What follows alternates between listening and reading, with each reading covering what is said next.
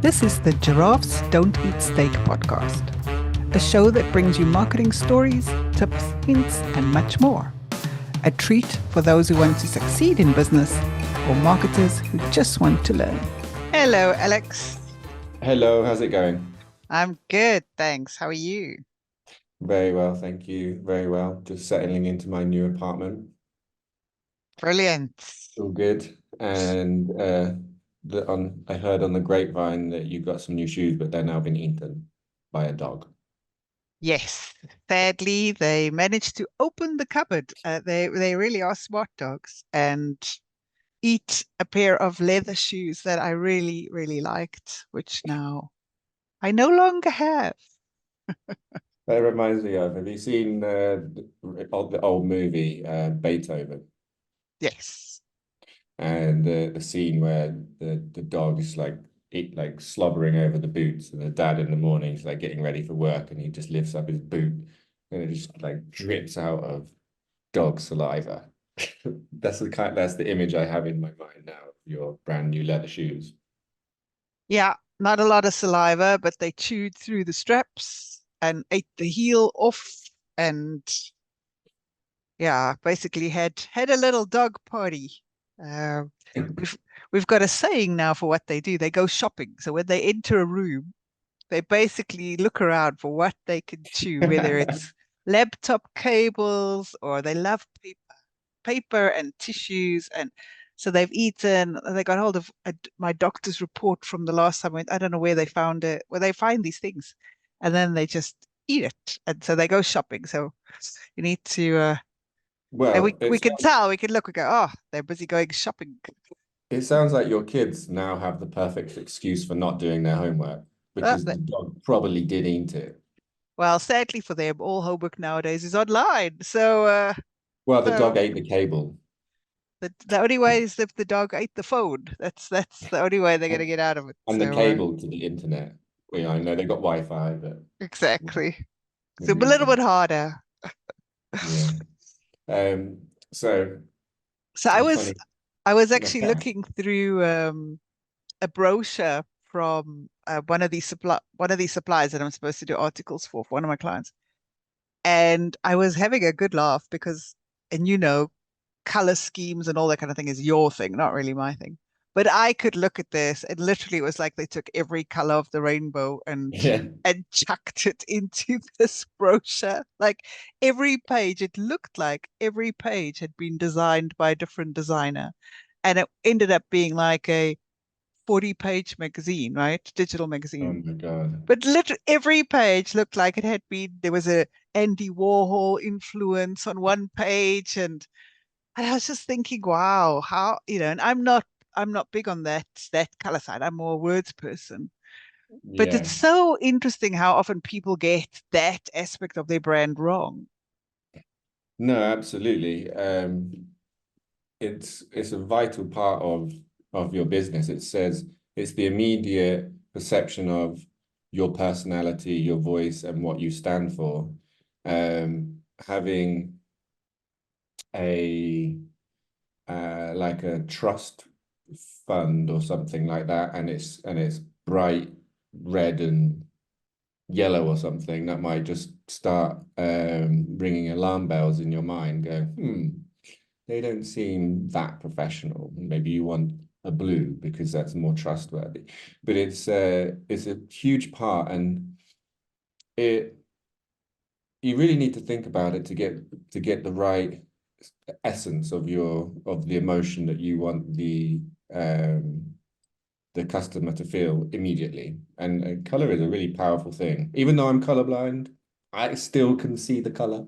I might not see it correctly, but I see it, and it gives me an emotion. So even for um, slightly disabled people like myself, uh, it is still very, very important.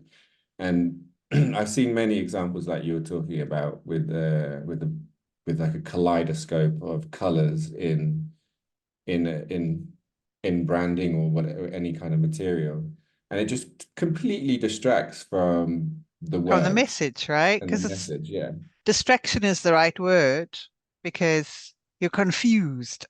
You're confused when you're looking at it, as in exactly what I asked you, right? Like, is this a different designer on every page? Is this a different brand on every page? Like, I didn't even look at the content because I was far too distracted by this basically vomit on a page, right? They just took all they took all the colors and just went, woohoo, let's go for it. Well, someone will like every page. Maybe that was their theory. Yeah, no, exactly.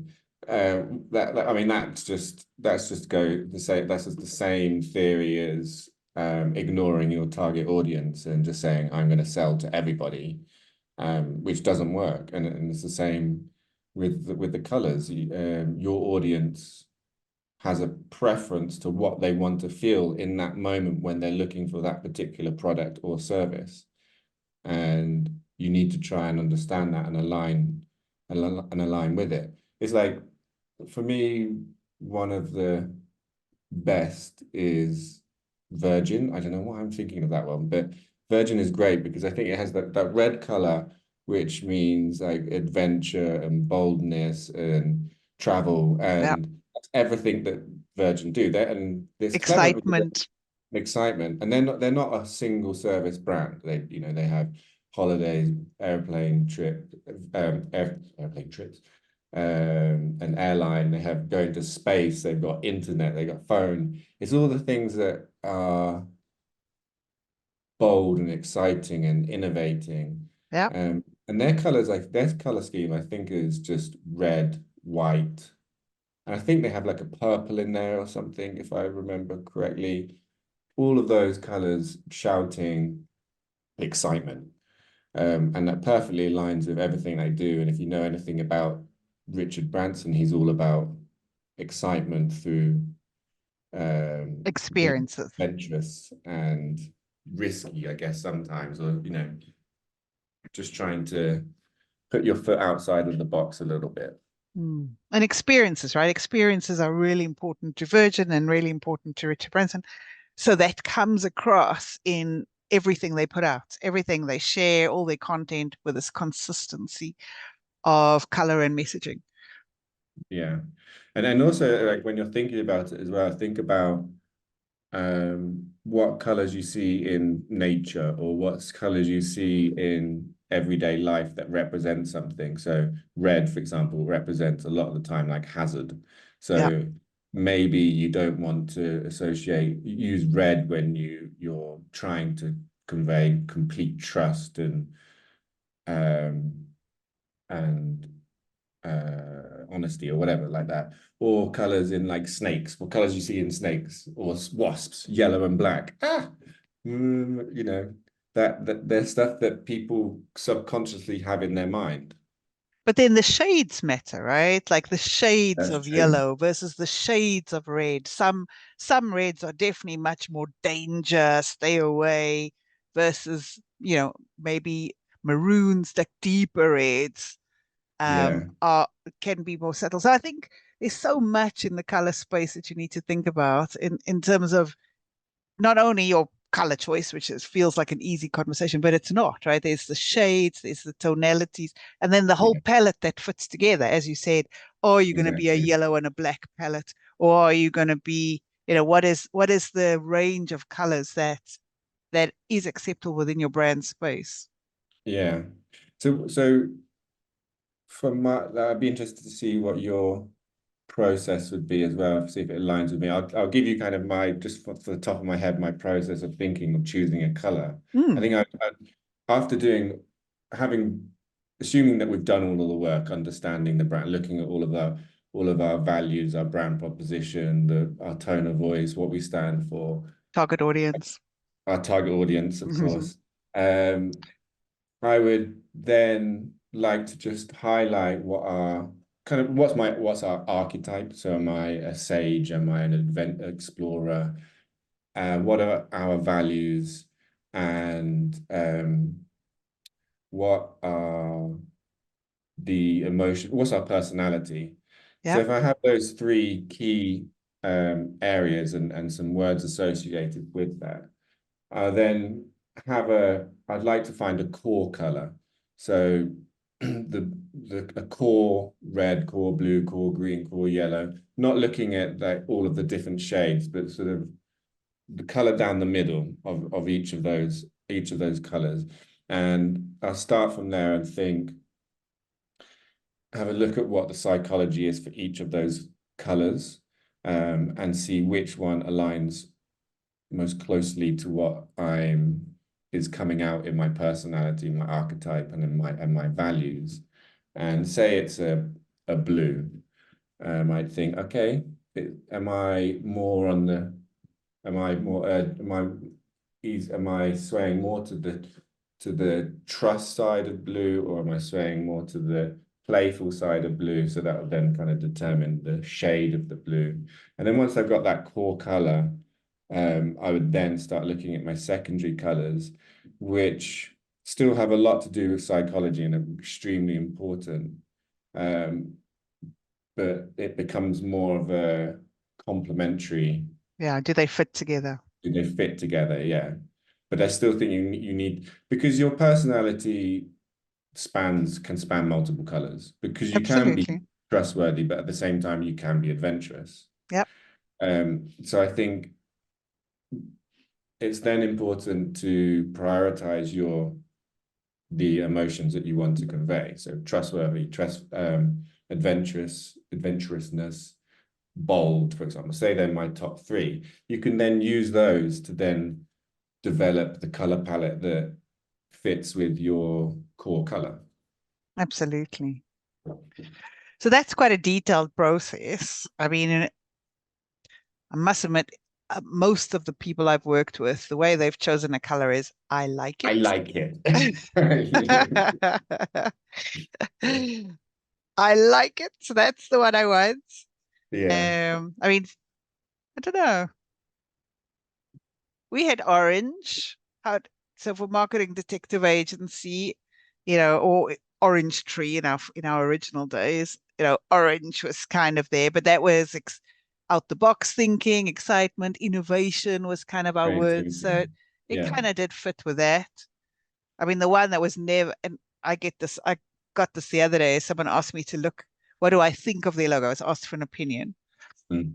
and it was pink. And I had to be honest, going, if you're asking as a individual preference, like as a consumer, I'm gotta be honest, I hate pink. All pink doesn't matter. Like I've got an aversion for pink. But if you're asking with my marketer hat, right, then I need to ask questions first. Who's your target audience? What is it you want them to feel? All those kind of questions before I answer the question. Um, so yes, so no pink for me. Even if all the psychology in the world said pink was the right color for our brand, it It was just not turns going you to off. happen. Well, I think you get some outliers who just have a disdain for something in particular. I don't know, maybe something happened in your childhood, Erica, with pink. And Yes, my mother made us wear pink dresses until I was 16, and okay, then well, I there was we go. allowed to say no. So There we go. There we go. no pink. Yeah.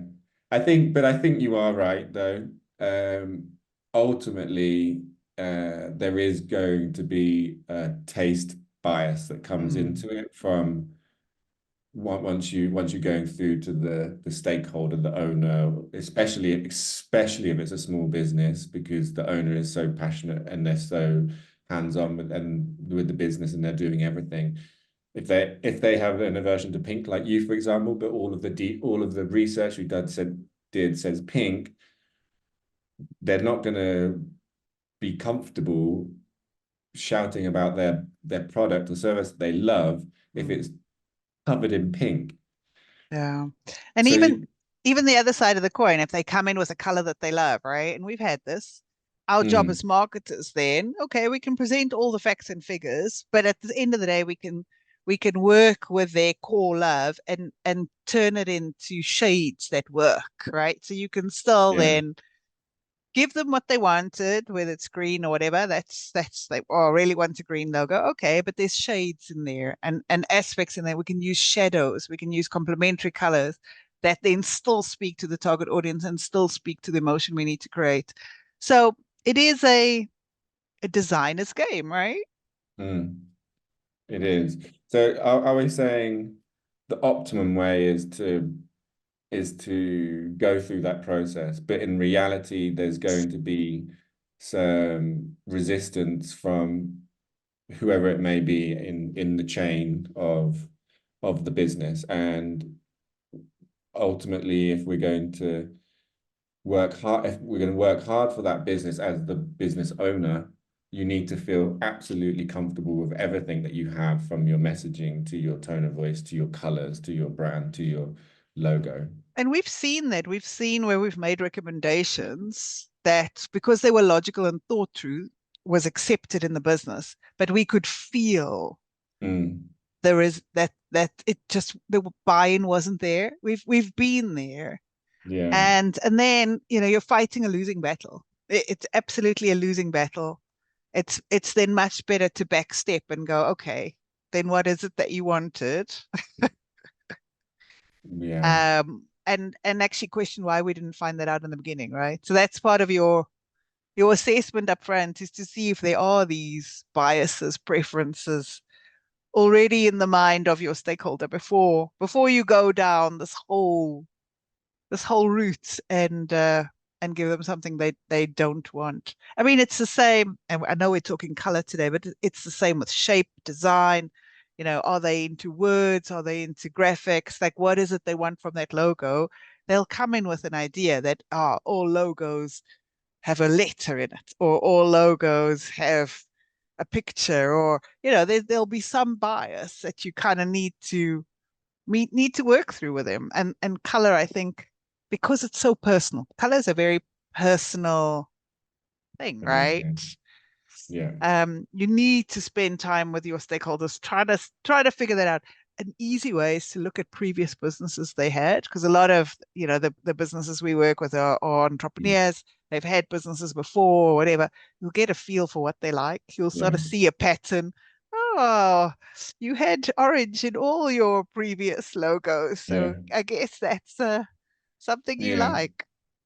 But I think the key is always just is to take those stakeholders or owners through on the journey with you through that process from the beginning, Yeah, from your target audience, from the first bit of work that you're doing, so that they understand where you're going. If you do all of this work and then just suddenly show them purple, they might be like, "What?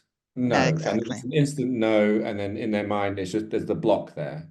But if you're opening a little door by door by door by door until you reach there, then that I think that's also a sensible way to go.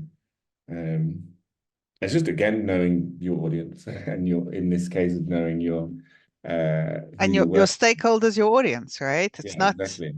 it's not to forget that your stakeholder is absolutely your audience.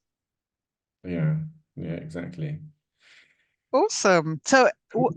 what have you seen any brands recently that have done this? I mean, you spoke about Virgin. Any others that have done it like really, really well that you think, that's to who to aspire to? Well, actually, I went for dinner the other day in a Thai restaurant, and it was a Thai restaurant called Roses. It started in I think in Highbury in London. Now they've got them everywhere. I went to one in Oxford. You see them in pretty much every borough in Oxford. So it's a growing brand. Um, and they've got this beautiful color scheme, which is a red, a purple, and a white. Are And you it sure kind it's of sounds, red, not green? You're colorblind, right? I mean, it could be yellow. All I know, it could have been a new color that I have not discovered yet. But Okay, well, we'll it was go with red. yeah, it was a beautiful color scheme, and it really, it somehow just took you immediately to that part of the world, Okay. um, which makes you suddenly have this sense of authenticity, which um, which is exactly what you want when you're going, particularly in food. You want to feel like the food is from an authentic location. If it's a specific cuisine like Thai or Lebanese or something like that. Um, having a Lebanese restaurant in an American diner just goes, Yeah. doesn't fit. And so the branding is absolutely on point. And yeah, I mean that one was great for me. It just felt like an authentic place, which I think is one of the most important things, especially in that particular industry. Hmm. What about you? Does anything jump to mind? Well, talking food, I was actually I had a lovely chat in a cab the other day with a guy from um, from Hungary, and we were talking about. Do you remember that? I don't know if you went with me, but there was the Hungarian restaurant. There was also one in Poland, but it did the foods of the different regions, right? So That every was in time you Poland. went, That was in Poland, yeah. but that color scheme was also very authentic. You felt like you belonged, and I get what you're Mm. saying, right? Like when it's that kind of physical product, it also makes me think of Apple, right? The color scheme they use and everything through the packaging of the box you receive it in, from what the leaflet looks like on the inside. It's all really thought through, cultivated, that you kind of understand the quality aspect. So their color scheme is used very much about making you understand technology and quality that you're getting, right? Yeah. But it's in every touch point, the store, the website, the box your stuff comes in, every touch point is brought together. And that's really good. Yeah. I agree that their branding is actually just incredible. Um, you feel those values and the personality and expertise at every single moment, even with the product itself, Yeah. the branding within the product. It's a it's a very, very highly organized and well-structured branding Yeah. system that, yeah, it's very impressive. So, our top tips for anyone trying to think about a color to use for their brand. What three things can you end with, Alex?